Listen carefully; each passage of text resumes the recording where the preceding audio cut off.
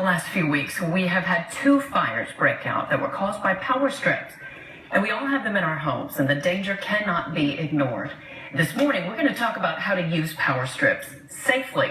And joining us is Hillsborough Fire Inspector Artie Taylor. And good morning to you. Thanks for being with us this morning. Thanks, Laura.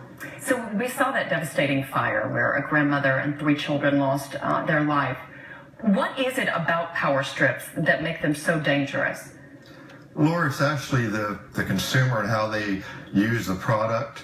We want to connect that power strip directly to the 110 outlet in our electrical system in the wall. And we don't want to include any kind of extension cords, either in front of or beyond the power strip.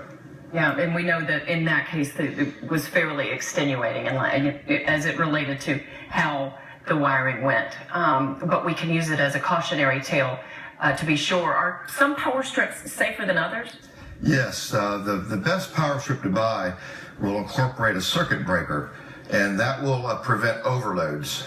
And it will actually trip prior to the wires getting extremely hot. And is there a way for us to know if our power strip is overloaded? It'll automatically shut off, you say? Is there a way to know? Yes, there's a circuit breaker that will trip if you purchase the one with the overload protection. That's highly recommended. Make sure it has a UL listing or an FM approval, some type of listing laboratory. And occasionally just feel it and make sure that you're not overloading it.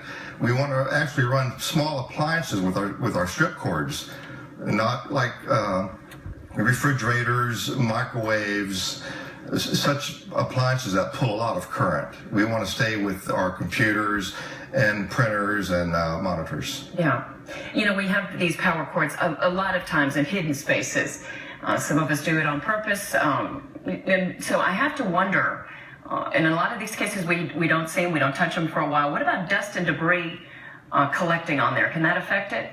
I don't think it's so much the dust or debris. I would be more concerned with how we have the tendencies to want to cover them up with carpets and rugs. And when we do this, the heat that is created cannot dissipate correctly.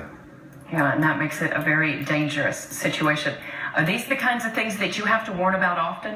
We find this example hundreds of times throughout the years. And like I said, we get rid of the extension cords either prior or beyond the surge protectors, and we see a lot of piggybacking, and all this overloads the product. Yeah, and as we know, the results can be devastating. Yes, ma'am. All right. Hillsborough Fire Inspector Artie Taylor, thanks so much for spending a little time with us this morning. Have a good day. Thank you. Take care.